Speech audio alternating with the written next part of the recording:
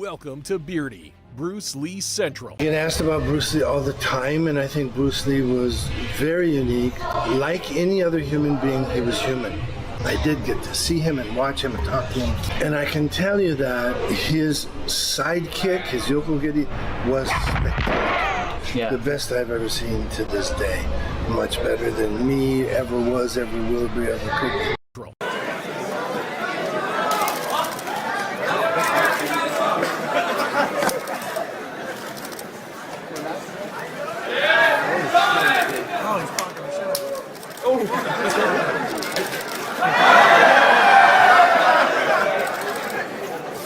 Johnston, light his ass up. Knock him off his ass.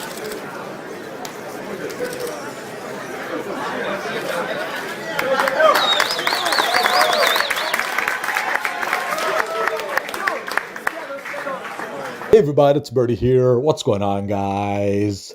Okay, you can imagine my shock and surprise when I get this mail from a guy that says he was a close friend of Steven Seagal back in the 60s and 70s, and he was there when Steven Seagal met Bruce Lee, and he saw everything. So I said to the guy, okay, go on, explain exactly what happened here in detail, and that's what he did. So he said that Steven Seagal used to live in Fullerton, California, which is just a few minutes away from Culver City, California, where Bruce Lee bought a house in 1967. And I did my research, and it turns out that is true, guys. Steven Seagal did indeed live in Fullerton, California, which is close by to Culver City, California. And in 1970, Steven Seagal started traveling to Japan, and he was training Aikido in Japan from 1970 to 1972. And in this period, he would travel back and forth from Fullerton, California to Japan. And after a couple of years of doing Aikido in Japan, Steven Seagal thought he was it. He was now the greatest martial artist to ever live. This is according to his friend, right? So he said that his ego was up in the sky, you know. He just thought he was the greatest martial artist ever. Just after a couple of years of doing Aikido in Japan. So while he was in Japan, he saw a Bruce Lee movie for the first time, okay? And he was infatuated with this person, this Bruce Lee. And he started watching more Bruce Lee movies. And his friend basically said that he was in love with Bruce Lee, right? And he started doing some research on Bruce Lee. He wanted to find out who this guy was. And to his surprise, to his shock, it turns out that Bruce Lee was living in Culver City, California, which is close to Fullerton, California, where Steven Seagal was living. So he decided then and there that he was going to pay Bruce Lee a visit the next time he was in California. And that's exactly what he did. He asked his friend if he wanted to join him, and they were going to go over to Bruce Lee's house, basically just knock on his door. Remember, there was no social media or Twitter or Facebook or whatever back in these days. So they were going to go and knock on his door and just pay this guy a visit. Talk to him, spar with him, whatever. There was no plan. They just wanted to meet Bruce Lee, okay? So yes, his friend accepted. They said, okay, I'll join you. And the next time he was in Fullerton, California, he went over to Bruce Lee's house and they knocked on his door and there was no answer. So they started going back on the backyard of the house, and that's where they saw Bruce Lee with his friends working out in the backyard. And Steven Seagal went over to Bruce Lee and he introduced himself, etc., etc. And to his friend's surprise, Steven Seagal demanded a sparring match with Bruce Lee then and there. And Bruce Lee and his friends were basically just laughing at this guy. And Bruce Lee was like, you come over to my house just uninvited and just ask for a sparring match. I mean, I mean, that's not how it works, guys. You can't just come to someone's house like that, okay? And Steven Seagal was adamant, and he didn't want to leave until he had a sparring fight with Bruce Lee, okay? And that's where the fight started, okay? And it was not a sparring match because Bruce Lee wanted to teach this guy a lesson, okay? And his friend said that the fight didn't last long and that Steven Seagal was so messed up, he was so battered and messed up that they had to call an ambulance to come and get Steven Seagal. So that's how bad of a shape he was in after the fight. So I asked him for more detail, and basically all he said was that Bruce Lee was basically just using his kicks. He was basically, his hands were behind his back, and Bruce Lee was only using kicks against Steven Seagal. And that Steven Seagal was battered after a couple of minutes, and that they had to call an ambulance to get and pick up Steven Seagal. And that's basically the end of the story there. Steven Seagal got demolished, and yeah, there's no more to the story. I asked the guy for more detail, and he said that that's it. And from that day on, Steven Seagal hated Bruce Lee. And that actually explains why Steven Seagal is going around trash talking Bruce Lee all the time, because he got destroyed by this guy. He was probably embarrassed because he thought he was the greatest martial artist to ever live. After doing a couple of years of Aikido in Japan, he thought he was all that, but obviously he was not. So yeah, there we go, guys. Steven Seagal versus Bruce Lee. Who would have thought? I mean, obviously, we have to take this with a grain of salt. I mean, there's no way of proving or disproving any of this ever happened, okay? Like Steven Seagal, he claims he met Bruce Lee. We all know that. But we all know that I also exposed him, that Bruce Lee... I was sure that Steven Seagal never met Bruce Lee. And to this day, to be honest, I'm not sure if this story checks out or not. It's like I said, this happened. It's such a long time ago. It's impossible to prove or disprove this. But everything this guy said, his friend, checks out. Like the time period and the location of Fullerton and Culver City, it all checks out. And yes, he did train Aikido in Japan. And yes, Bruce Lee was popular in Japan in those days. So it's logical that Steven Seagal would have seen his first Bruce Lee movie in Japan while he was there training. So, I mean, all of this checks out, but in the end of the day, there's no way of proving or disproving this. So, like I said, we have to take this with a grain of salt, but it would explain why Steven Seagal trash talks Bruce Lee all the time, and claiming, he also claims, Steven Seagal claims that Bruce Lee liked Aikido, and that's not true at all, guys. Bruce Lee was not a fan of Aikido at all. Like he considered implementing some forms of Aikido in Jeet Kune Do, but eventually he went away from it because Aikido was too stagnant of a sport. There's no agility. There's very little movement. It's more like you're using your arms a lot as like leverage and to pivot your opponent, and there's no like fluidity to Aikido. And probably there is fluidity to Aikido if you go to back in time to these early grand masters of Aikido.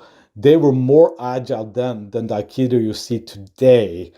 And like I said, Bruce Lee was not a fan of Aikido at all. So Steven Seagal claiming that Bruce Lee was a fan of Aikido. And not only that, Steven Seagal claimed that he taught Bruce Lee Aikido. I mean, he was that didn't happen. If they ever met, this is what happened. What his friend told me. Okay, that he knocked on his door. No one answered the door. They went around to his backyard, and Bruce Lee got angry and he beat his ass. I mean, that's if they ever met, that is the most logical explanation to what happened, what would have happened, okay? And working together, and I tried to learn from him, and I think he tried to learn from me, and so being able to work with him that day and fight him was a great pleasure for me. I was going to say, Dan Inosanto, at one stage, Bruce Lee's #1 student. You also... and teacher. And teacher. Friends with James Coburn as well, who was one of Bruce Lee's students. Indeed. That's how I met Bruce Lee, was through James Coburn. Tell me, I was going to ask. So you met Bruce Lee. Tell me about your experiences with Bruce, and what was he like, and how did you get on with him? You know, I wasn't around Bruce much. He was the kind of guy who kind of would badmouth most, a lot of the other martial artists and martial arts in a kind of a sarcastic way, fun way, which I understood. For some reason, he never had anything bad to say about me. And I was quite interested in Aikido, and he was very nice to me. He knew that I grew up in Asia and that I had a son that was just exactly the same age as Brandon. And when I met Brandon, he had lighter hair and said, "This is my little Caucasian boy," you know. You know, I thought Bruce was a really great guy, really cool guy, and I thought James Coburn was a great guy too. And I'm really sorry they're all gone. And when Brandon was killed like that, they called me a few minutes after it happened. It was in Carolina somewhere. They called me in the middle of the night and they said, "We think that he's dead, but the guy shot a blank gun at him. How could he be dead? He's dying. He's you know, severely hurt, maybe dead." And I said, "You will find a projectile in him. You'll find a bullet in him." And they said, "That can't be. You're crazy."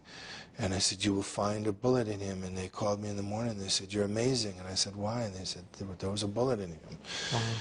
And I can go through the whole story on what really happened, which most people don't know, but the long and the short is when Brandon passed like that, I didn't sleep for 3 or 4 days. Wow. It just reminded me too much of certain things, and the loss of both of them was terrible for me. Another great actor, one of my favourites, and I know he's one of your favourites as well, Jackie Chan, man who sent me flowers for my 21st birthday, coincidentally. And by the way, you and I share the same birthday, April 10. You were one of the people, and it's a little-known fact, who helped Jackie Chan break into America and introduce him to American audiences. Can you tell me about your relationship with Jackie and how that started? I mean, I've known Jackie for, Jesus, maybe 40 years. Wow. I've known him from way back in the early days. I'm not very close with him anymore. I don't really go to Hong Kong or China much anymore. Him, Sammo Hung, a lot of the old, you know, some of this is really maybe not quite fit for, you know, saying out loud on film, but there's an interesting group of folks that, you know, are kind of some in the shadows and some in the light, and I was friends with all those guys for a long time. Haven't seen Jackie for a long time now, but at one time I thought we were kind of good friends, you know.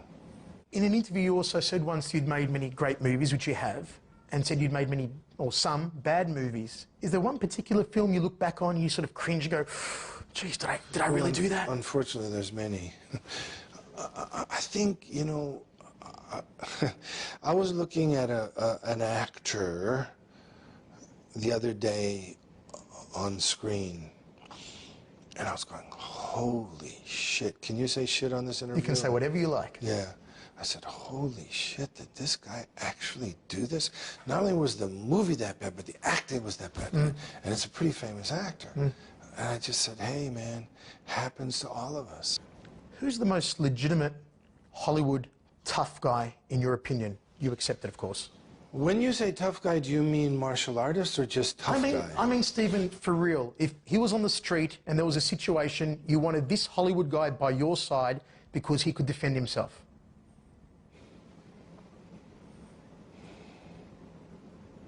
It's that hard to think of a legit one? Can you think of one? Michael Jai White? Can I laugh in your face? Really? Yes. Thoughts on Jean-Claude Van Damme? Can I laugh in your face?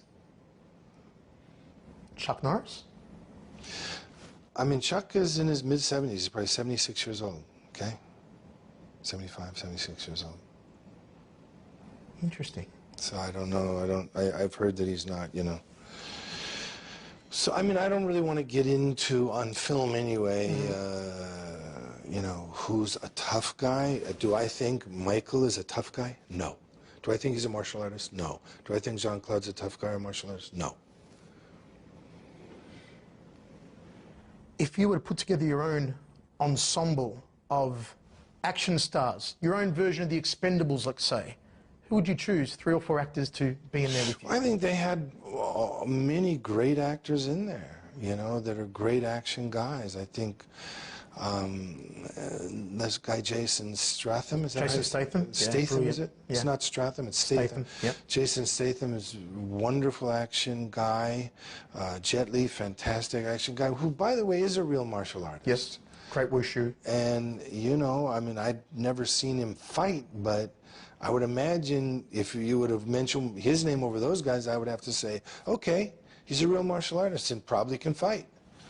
Dolph Lundgren, Kyokushin karateka, used to be competitive. He's a very nice guy. Do I think he's a tough guy and a great martial artist? He's just a great guy, and, you know, but anyway, so, but I'm trying to think of all the guys that were in there. I didn't get to see it, but, you know, Jet Li and, you know, Jason Statham are great guys. Who else was in it? Dolph Lundgren, Terry Crews, Randy Couture. Randy's a real fighter. Mm-hmm. Yep. You know? Of course, Bruce Willis and Arnie, we know both aren't real fighters, but great actors. They're great actors. Mm-hmm. And Sly Stallone. Yeah, you got all those great actors there. Yeah. Oh man, this is beyond hilarious. Kentaro Seagal, Steven Seagal's firstborn son, was born in 1975, 2 years after Bruce Lee died. And Steven Seagal himself was a teenager when Bruce Lee died. And he didn't even start acting until the late 80s, okay? Steven Seagal was just a kid at the time.